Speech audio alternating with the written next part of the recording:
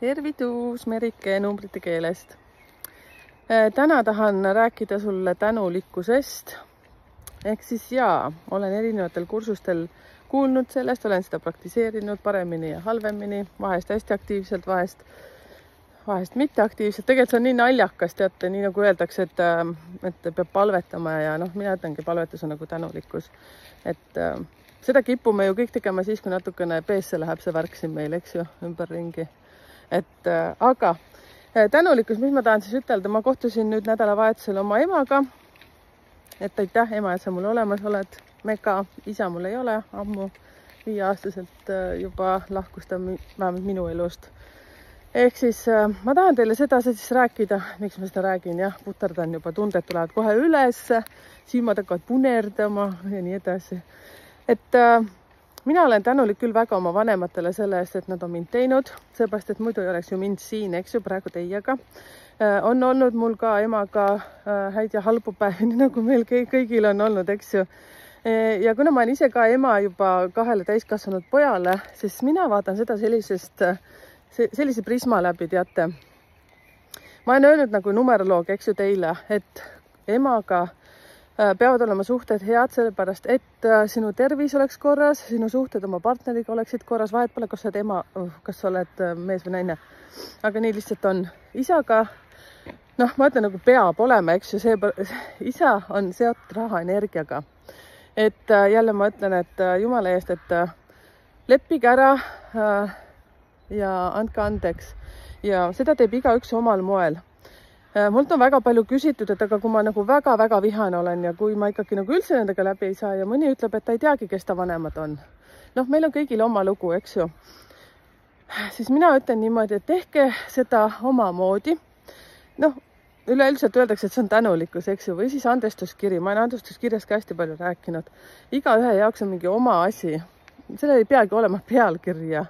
Kas sa teed seda lihtsalt oma mõtetes? Mina soovitan teha seda kirjalikult, nii nagu mina olen teinud andestuskirja, siis lihtsalt see, et räägin lihtsalt kõik ära seal, mida mina tunnen, mida ma olen tundnud, need vihad, armastushetked oma vanemate vastu ja nii edasi. Aga kõige parem, nüüd lähen tagasi sinna, kui ma kohtusin oma emaga, siis ma arvan, et me armastame üksteist väga palju. Lihtsalt see, et kuna tema on energia poolest numeroloogiliselt on number 6, mina olen number 7.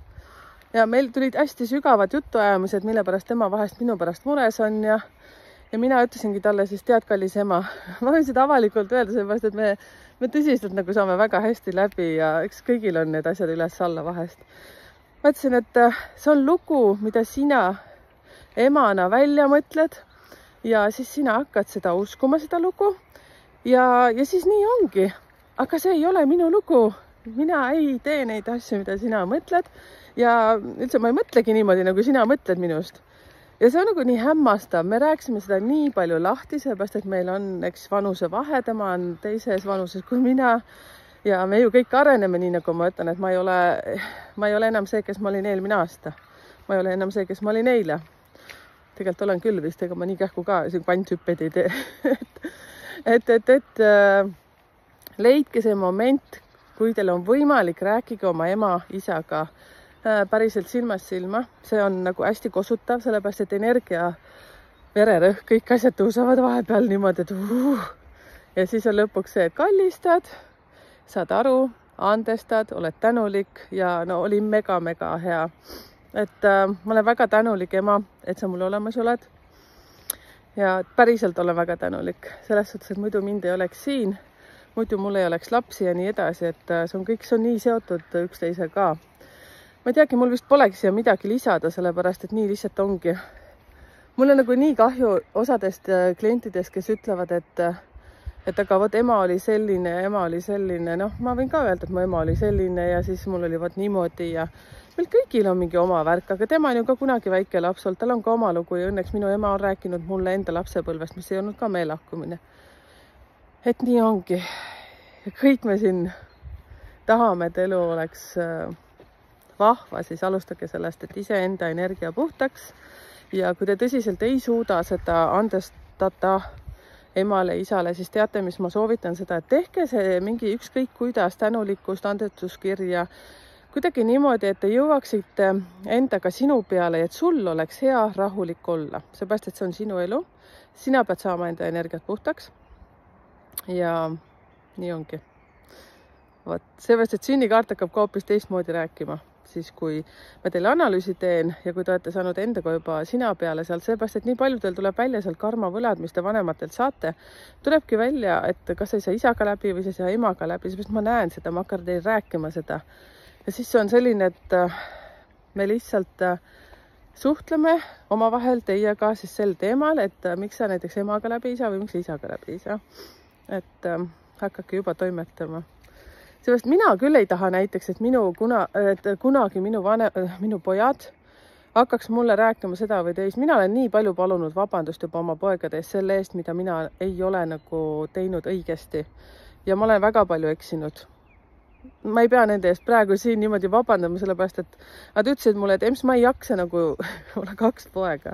Ems, ma ei jaksa nagu neid YouTube'i videoid vaadata, et ma lihtsalt teen lahti ja panen pöidla sinna alla. Ma ütlesin, et davai, sobib. Mõlemad on mu kanali tellijad. Ma arvan, et minijad teevad sama. Mitte ma ei arva, ma olen täiesti kindel. Et ma olen niigi tänulik neile ja siis see, et nad ei pea mind hulluks ja siis ma olen nende käest ikka nii nagu ma ütlesin eelmises videos luba küsinud, et kas on okei, et Ems niimoodi teeb ja ma kutsun ennast Emsiks. Et see on minu elu, nendel on oma elu, ma hoian neile käppa, et neil kõik hästi läheks ja nii me siin üksteist kõik hoiame, sest mina ei taha, et tulevikus minu lapsed hakkavad rääkima või jätavad rääkimata mulle mingeid asju. Mina ei ole selline kanaema, et mulle peab kõik asjad ära rääkima, et mina annan kõigile vabadust ja olla see, kes ta on, aga mina olen ema ja mina hoolin oma emast samamoodi, nagu ma tahan, et minu lapsed minust hooliksid. Nii, aga vahvad päeva teile. Tšauki-pauki ja kirjutage muidugi kommentaari siia ja siis, kui sa oled alles täiesti juhuslikult tulnud siia YouTube'i kanalile, et siis telli kanal ja vaatame, mis põnevat me siin kõik looma hakkame. Tšau!